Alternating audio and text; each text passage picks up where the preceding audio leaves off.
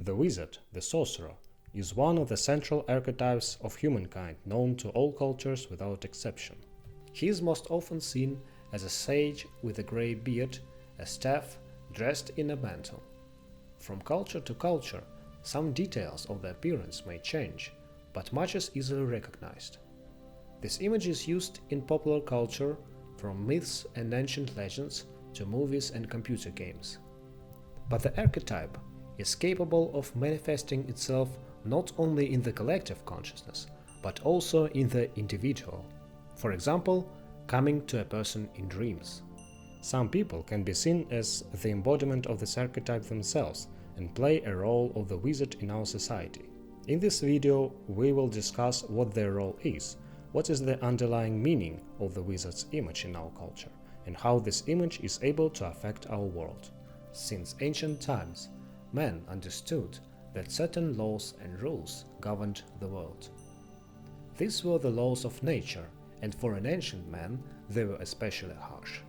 People always tried to adapt to these laws and to accept them. They cultivated fertile lands, learned how to make fire, domesticated animals, built dwellings of wood or clay.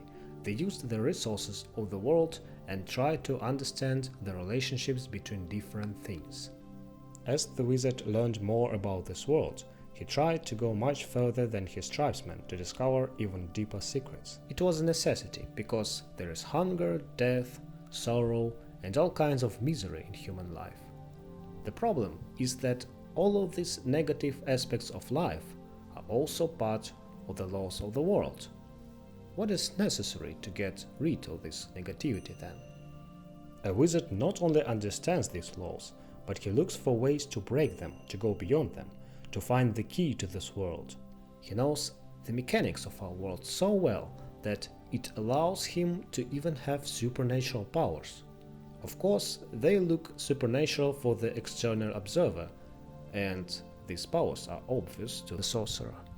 This small aspect makes the wizard's archetype similar to that of the trickster, but they are different after all. The wizard, unlike the trickster, doesn't break the divine order. He only tries to understand the world and tries to work around its laws. The wizard archetype can be manifested in an individual's dream. When you see a wizard in your dreams, or it is obvious that you see some kind of a sage, he usually appears as a mentor who is trying to tell you something important. Of course, it is not always possible to remember what he says in the morning, but his words should be perceived as an attempt of your unconscious mind to contact you through an image representing knowledge itself. Most likely, there is some kind of a problem that you are trying to solve, but do not yet understand how.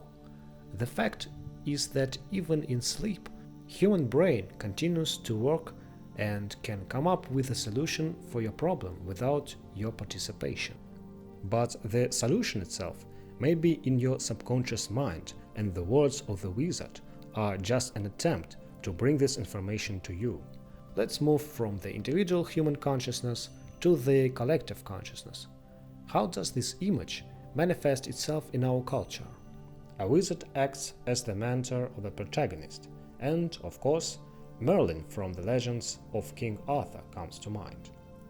A hero is initiated by a wizard, sorcerer or shaman, who gives him a magical object or a weapon to defeat evil.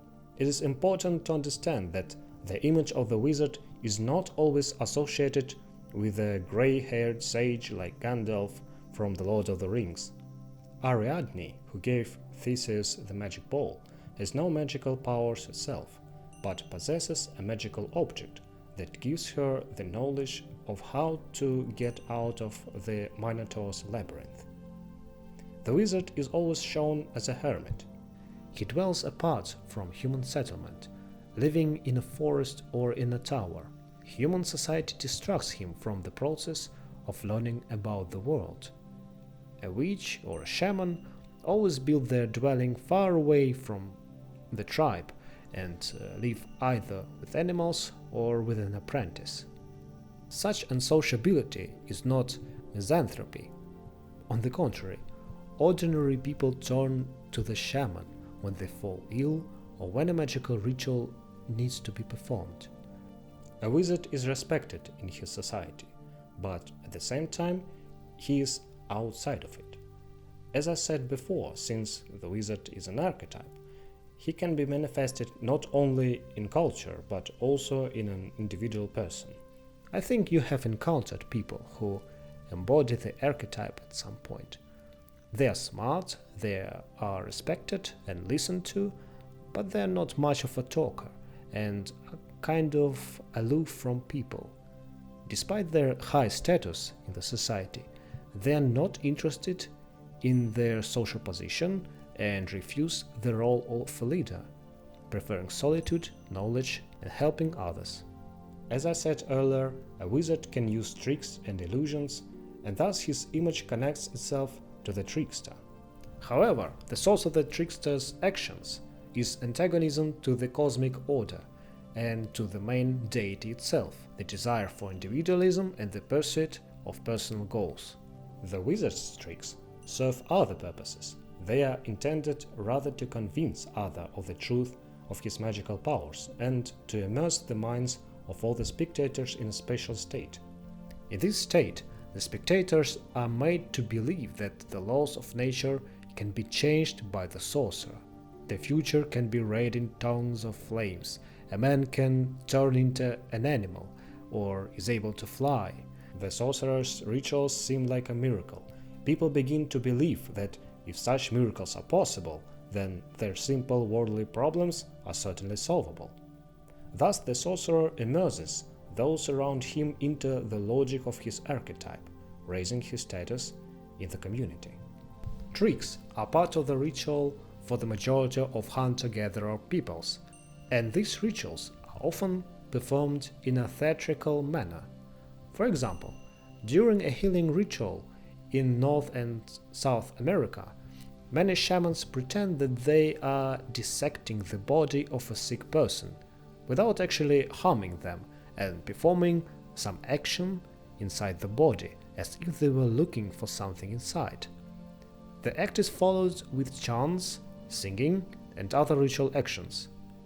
At the end of the performance, the shaman shows those around him what he was looking for inside the person, a small object that looks like a pebble, a worm, or an insect, which symbolizes the source of the illness.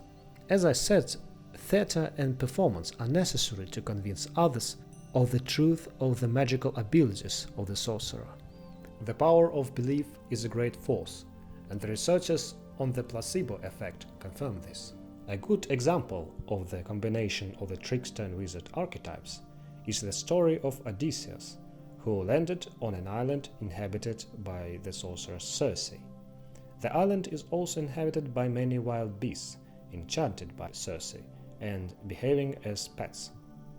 At first she appears as a trickster and a negative character, luring Odysseus' companions into her house and using a potion to turn them into pigs.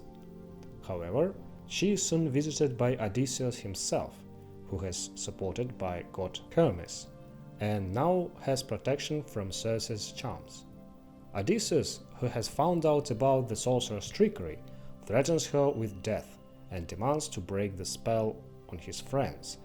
And then Circe, from a dark trickster who creates chaos and represents the animal side of man, and the transformation into pigs seems especially symbolic here, she changes her role and becomes Odysseus' helper, who, being the archetype of the wizard, guides him on his further way, helps him with a fair wind, and even allows him to call the souls of the dead, who also give him advice. The wizard archetype guides our culture, helping civilization to accumulate knowledge. Humans have searched for ways to learn the laws of nature through rituals and magic. The result of this quest to use the laws of the world for the benefit of humanity eventually led to technological progress and the scientific method, something that is usually opposed to magic. But many of today's technologies look like real magic to us average people. In fact, today we live in a world filled with truly magical objects that turn on our lights, help us to cook food, gives us access to the world's information, and do much more. We may not even understand the way these objects work, but they were invented by those we trust, because we know that they, through centuries of work, have been able to lift the veil that separates human ignorance from the knowledge of nature and its laws. If you liked the video, hit the like button, leave a comment below, share this video, and of course subscribe to my channel for some new cool videos about archetypal psychology, myths, dreams, and all the interesting and mysterious stuff about human mind and culture.